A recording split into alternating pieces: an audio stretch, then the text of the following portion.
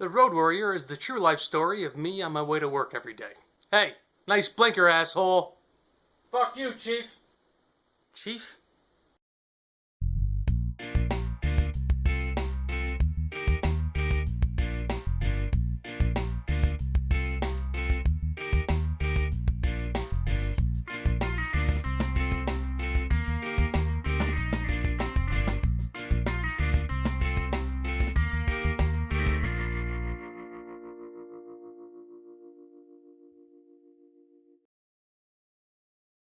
The Road Warrior, also known as Mad Max 2, is the 1982 sequel to Mad Max. It is again directed by George Miller and stars Mel Gibson as Mad Max, Bruce Spence as the gyro captain, and I'm not even going to try to pronounce this, that guy as the Humongous. The Road Warrior takes place several years after the events of Mad Max, and while that film showed society on the brink of destruction, in The Road Warrior, society has collapsed. The beginning of the film has a great narration explaining the fall of civilization due to war and lack of oil. It also shows what looks like old news and war footage, which sets the tone brilliantly for the movie. It also makes the movie feel like it has a much bigger scope than the first film. Like the first, this movie is essentially a western. The story is very similar to the Sergio Leone, Clint Eastwood film A Fistful of Dollars. Once again, Gibson is great as Mad Max Rockatansky. This time around, he's much more stoic. He has far less lines in this movie than in the first film, but still manages to give a great performance. Gibson brings more weight to the character than in the first film. It just seems like this guy's been through some shit. As good as the stunt work and car chases were in the original, they're even better in this film. They had a lot more money for this movie, so they're able to do a lot more. The end chase scene in particular is fucking awesome. It's much more grandiose than anything they could have afforded to do in the first film. There are many more vehicles involved in this chase, and there's people jumping from one vehicle to another. There's also a couple of vehicles that essentially disintegrate when hit, which is really fucking satisfying to watch. The main villain, the Humongous, is a big built motherfucker, so he's very intimidating, but he is lacking the humor which made Toe Cutter such a great villain.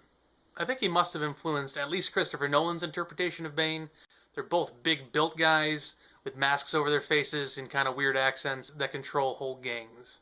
There's a really cool shot of Max being flown on a gyrocopter in the movie. He's hanging over the edge, and so you don't see the gyrocopter and it kind of looks like he's just floating. There's a similar shot in Gladiator. No, not that one. Yeah, that one. On the downside, the movie's story is a bit thin. It's essentially Max meets people, Max helps people. The end. Because of that, you really don't get to know the characters or care as much if they die. There's also a few shots in the movie that are sped up to kind of make it look like the action is going faster. Most of them don't bother me, but there's a couple of shots with the feral kid, including one that's both sped up and reversed, that just look awkward. Bruce Spence as the gyro captain is essentially the comic relief in the film, which is definitely needed in a movie like this. And unlike some other comic relief characters, he actually does add to the plot in a significant way, both on and off screen.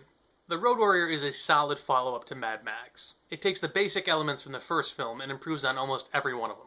It essentially does the same thing for the Mad Max franchise as Terminator 2 did for the Terminator franchise. If this was an SAT question, it would be the solution to this problem.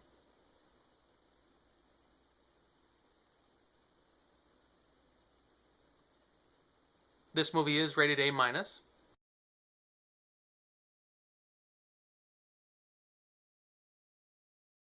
Given that The Road Warrior has some great car chases, let me know of your favorite. Well, it doesn't need to be your favorite, but let me know of a car chase that you really like. One I really like is the end car chase from Death Proof. It looks like it's all done practically. It only has 2 cars, but still keeps it interesting. It has 3 kick-ass women and Kurt Russell. So again, let me know of a car chase that you really like.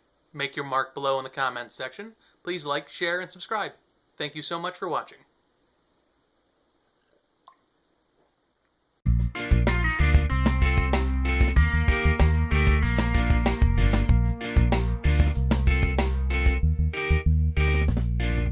It is again directed by George Miller and stars Mel Gibson as Mad Max, Bruce Spence as the gyro captain,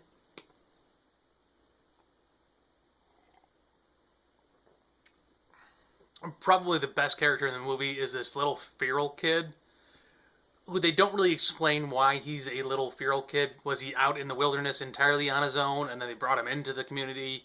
Or what the fuck happened? Are they just neglectful assholes? The coolest and probably most interesting character in the movie is a little feral kid with a fucking metal razor boomerang. Anyway, he's a weird little character and growls, and it's pretty cool. There's a really cool stunt shot near the end of the film where a guy on a motorcycle crashes and then his feet hit a car and he does like cartwheels and shit.